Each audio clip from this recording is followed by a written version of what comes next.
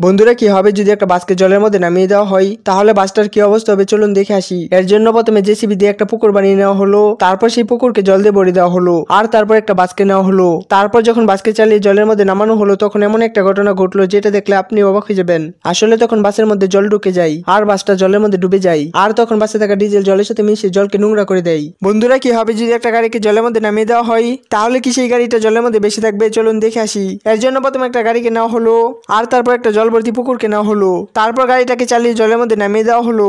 আর তখন এমন একটা ঘটনা ঘটলো যেটা দেখলে আপনি অবাক হয়ে যাবেন। আসলে তখন গাড়িটা জলের মধ্যে কিছুক্ষণ বেশি থাকার পর সেই গাড়িটা জলের নিচে চলে যায়, আর সেটি তো আপনারা ভিডিওতে দেখতেই পাচ্ছেন।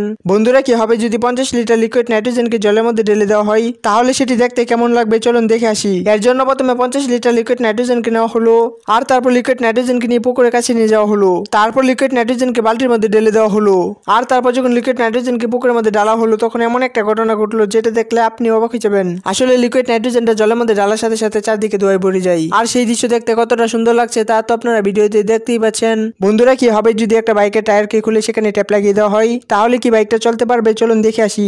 এর জন্য প্রথমে একটা বাইককে নেওয়া হলো, তারপর বাইকের চাকা থেকে টায়ারকে খুলে নেওয়া হলো, আর তারপর অনেকগুলো ট্যাপকে নেওয়া হলো, তারপর বাইকের চাকার মধ্যে ট্যাপ লাগিয়ে দেওয়ার কাজ শুরু করা হলো। আর তারপর যখন সেই বাইকটাকে চালানো হলো, তখন এমন একটা ঘটনা ঘটলো যেটা দেখলে আপনি অবাক হয়ে যাবেন। আসলে বাইকের চাকাকে খুলে ট্যাপ লাগানোর পরেও বাইকটা কত সুন্দরভাবে চলছে তা তো আপনারা ভিডিওতে দেখতেই পাচ্ছেন। বন্ধুরা কি হবে যদি একটা মোটরসাইকেলের দুটো চাকার মধ্যে ফেভিকুইক লাগিয়ে দেওয়া হয়, তাহলে কি সেই মোটরসাইকেলটা চলতে পারবে চলুন দেখে আসি। এর জন্য প্রথমে একটা মোটরসাইকেলকে নেওয়া হলো, তারপর অনেকগুলো ফেভিকুইককে নেওয়া হলো, আর তারপর মোটরসাইকেলের চাকার মধ্যে ফেভিকুইককে ঢেলে সেখানে কিছুটা মাটি দিয়ে দেওয়া হলো যাতে ফেভিকুইকটা শক্তভাবে লেগে যায়। তারপর আবার মাটির উপর ফেভিকুইককে লাগিয়ে দেওয়া হলো, আর তখন মোটরসাইকেলের মধ্যে ফেভিকুইকটা লাগানোর পর মোটরসাইকেলটা স্ট্যান্ড ছাড়িয়ে দাঁড়িয়ে থাকে। তারপর যখন মোটরসাইকেলটাকে চালানো হলো, তখন এমন একটা ঘটনা ঘটলো যেটা দেখলে আপনি অবাক হয়ে যাবেন। আসলে তখন অনেক চেষ্টা করার পর মোটরসাইকেলটা চালানো সম্ভব হলেও ফেভিকুইকের কারণে চাকার সাথে রাস্তাটা উঠে আসে, আর তা তো আপনারা ভিডিওতে দেখতেই পাচ্ছেন।